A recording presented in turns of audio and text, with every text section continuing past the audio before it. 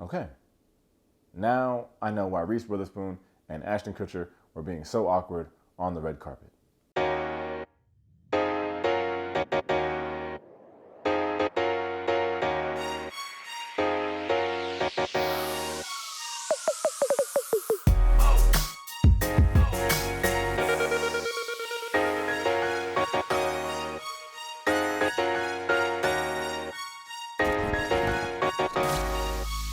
All right, welcome to Taste Take. If you're new here, I do spoiler-free movie and TV reviews. Give you a little background, just let you know if I think it's something worth checking out or not. If that's something you're into, hit that subscribe button for your boy. For my regular taste takers, let's just do this. Quick background here, Your Place or Mine is a new movie coming to Netflix on February 10th. It stars Reese Witherspoon and Ashton Kutcher. It was written and directed by Aline Brosh McKenna. This is Aline's first time directing a movie, but she's written a lot of movies that you definitely heard of and that are really good, which is so surprising why this movie is not. All right, let me focus. So she wrote Morning Glory, she wrote 27 Dresses, and she freaking wrote The Devil Wears Prada. Where are my D Wears P fans out there? Like, what? Anyway, Aline got the idea to write this movie a long time ago. She had to go to New York, but she had nowhere to stay. She had a bachelor friend who was in LA for a little bit, so he's like, hey, you could just stay at my apartment and it's cool. So she gets to his apartment and she realizes it's like the ultimate bachelor pad. It's a little cold, needs some decorating and all that kind of stuff. So she's like, wouldn't it be interesting if I just decorated this place and lived his life a little bit? And at the same time, he lived my life in LA as a parent. A couple of years later, she pitches the idea to Reese, pitches the idea to Netflix, and here we are. All right, plot time. In Your Place or Mine, we got two friends, Peter and Debbie. That's Ashton and Reese. So Peter is a successful bachelor living in New York City, and Debbie is a single mom living in LA, working at her son's school. Debbie makes plans to come to New York for a week to take some course, but when her babysitter cancels, she's stuck with no options. So Peter's like, look, I'm in between jobs. I can come to LA, watch your kid. You can come to New York, stay at my crib, and it's all good. And Debbie's like, no, oh my God, you don't have to do that. My kid, Jack, he's allergic to everything, and you don't even know how to raise kids. It's fine. And Peter's like, relax. How hard could it be? You know, typical rom-com language. Anyway, Debbie's like, all right, fine. Thank you. I appreciate it. So they basically switch places for a week where Peter goes to LA and like helps, watch her kid. Debbie comes to New York to like live life and stuff and learn.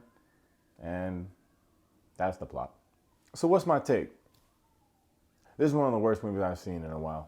And you're talking to someone who loves a good rom-com. So don't come in here like, Tate, it's a rom-com. It could be light and funny. Yeah, I know that. I just said I like rom-coms. But this movie is still terrible. And it's not like I came into it with some high expectations. Like, you can see it from the trailer. It's your typical, predictable rom-com. But predictable doesn't have to mean bad. There's a lot of predictable rom-coms where if you know one thing, you know they're going to end up together. But that's not why we watch rom-coms. It's not for the plot twist. It's for all that stuff that happens in the middle. Number one, do we care about the leads? Number two, do we care about the supporting characters? And number three, is it funny? Does it have the rom and the com? This movie has none of that. You probably heard the drama surrounding this movie that I touched on in the opening about how when Ashton Kutcher and Reese Witherspoon went on their press tour, they had some weird, awkward body language. They're standing 6 feet apart like we're back in COVID. You've seen this. So Ashton's like, look, if I put my arm around her, then y'all gonna think we're having an affair. No, we're not. But when you phrase it like that, now I think y'all are having an affair. Now I'm just kidding. Fans are terrible. I definitely don't think they're having an affair. But when you watch this movie, that makes sense. I really don't consider myself part of the chemistry police force. It's not one of the first things I look for when I'm watching a movie. But in this movie, not only do they not have any chemistry, they're barely even in the same movie. You know the rom-com recipe. You got two people that's been friends for a long time. Somehow, they both end up single. They start doing something together. Well, they're volunteering together. They work at the same job. One of them is the other person's boss. They realize that they're actually in love and that they should be together.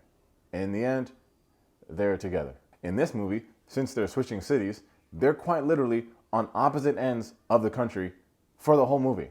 I bet if you calculated all the time that Ashton and Reese spent together in this movie, I'm taking the under on 5 minutes. In fact, if you told me that they did this whole movie without seeing each other once and then just CGI'd that one scene where they're together, I would believe that. And then y'all are wondering why they don't got no chemistry on the press tour?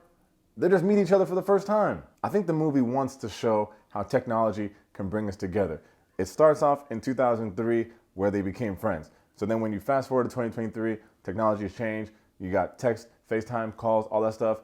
So yeah, you could get close over time. And if I was making this movie, I would have made it where the two of them kind of fell out. But because he has to watch her kid, she's coming to New York, they have to talk every day, they have to FaceTime, they have to call. Then it's like, damn, they're falling in love over the internet. It's like freaking You've Got Mail.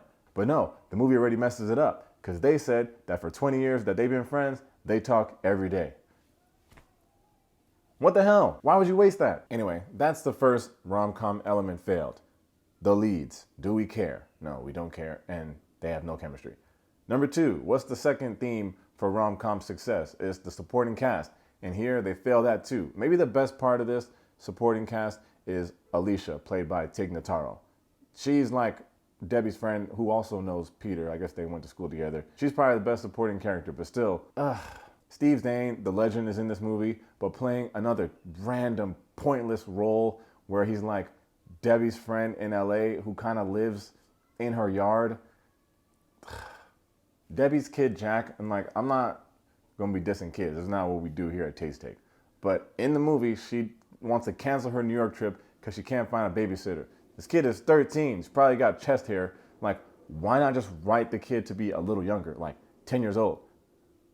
Then you got Minka, who's played by Zoe Chow, who I normally like. Like, she's really good. But in this movie, is not it. Like, I get why she's there to like help Debbie break out of her shell in New York City, but just like frame it differently. If I was writing this movie, I would have made it so when Peter was leaving LA, he told Minka like, hey, my homegirl Debbie's coming. Can you please like show her around, introduce her to some people? Like, she doesn't know anybody. Like, just help her out. And Minka's like, why do I want to do this? Like, she doesn't want to hang out with some mom who doesn't care about fashion and being in the mix. But then they start hanging out and she realizes Debbie's actually kind of cool. Boom, you got your Debbie Wears Prada moment right there. You give her a makeover. Now Debbie respects Cerulean Blue and they become best friends. But no, they want me to believe that Minka just shows up unannounced at Peter's house, runs into Debbie, and then they're best friends. Also, side note, somewhat related, why do movies insist on trying to make us believe that people show up at places unannounced? Like, we text everything. We text people to see if they're home. We text people to see if they want to hang out. We text people to ask if we can come over. We text people to say, we're about to head out. We text people to say, we're on the way. We text people to say, we're almost there. And because we have a crippling fear of doorbells, we text people to say, I'm outside.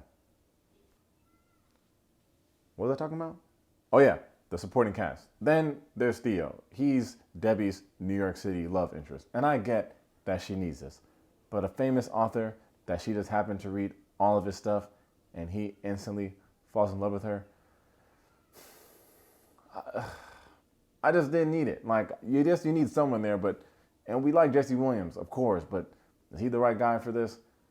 I don't know. And finally, the third ingredient when you're making that rom-com soup, is it funny? No.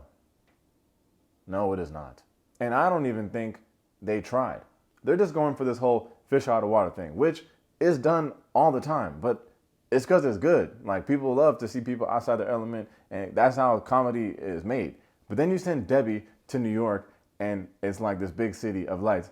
But she acts in the movie like she's from like Idaho, but she's from LA. So like, that don't even make sense how New York is so weird to her. Like, why not just make her from Idaho so that it's like, New York is so scary. Like, I need Minka to show me around. Like, and I don't know how to date New York guys. Like, she's from LA. I don't know if they were trying to do another one of those New York City versus LA things, but New York City's still winning. I'm going to give Your Place or Mine 2 stars. If you're just a diehard rom-com fan and you have to watch every little rom-com that Netflix puts out, go for it. This one is just not good. Are there worse rom-coms on Netflix? Yes, of course. but like you're wasting star power. Like the worst rom-coms on Netflix don't have A-list stars like Ashton Kutcher and Reese Witherspoon. And we all like these actors. Like Reese Witherspoon is an icon, and she's actually doing a good job in the movie. Like you believe that she is this fish out of water type of character. Like she's nice, you like her. Ashton is also an icon, but I don't know why he's in this movie. If you need your Ashton Kutcher fix, do yourself a favor and just watch BJ Novak's movie. It's called Vengeance. That is available on Amazon Prime. And if you want just a better rom-com on Netflix, do yourself a favor and watch Look Both Ways if you haven't already seen that. That came out last year. Like, and I don't even know why I picked that random movie. There's other good rom-coms on Netflix, but like that's the one that I don't think a lot of people were talking about. And it's like a cute little movie. It's like, yeah, it's predictable. Yeah, it's like cheesy, but this is a good movie. It's like, you can do this right. And has no like A-list names, I don't think, if I remember. Anyway, Your Place or Mine drops on Netflix tomorrow, February 10th, Friday. I guess just in time for Valentine's Day, but if this is your Valentine's Day plan, then you gotta go back to the drawing board. That's a little professional advice. As always, thanks for checking out Taste Take. If you enjoyed the video, make sure to hit that like and that subscribe button. In the comments, let me know your favorite rom-com. It could be Netflix or not Netflix, because I know there's some good ones. And dare I ask, did you enjoy this one? What do you think? Also, what do you think about this Ashton Kutcher arm around cheating thing? Like, why would we think that? Like, people do press tours all the time with their, co-stars. And people don't think, unless it's Justin Timberlake. But that was different. Thanks for the time, y'all. Peace.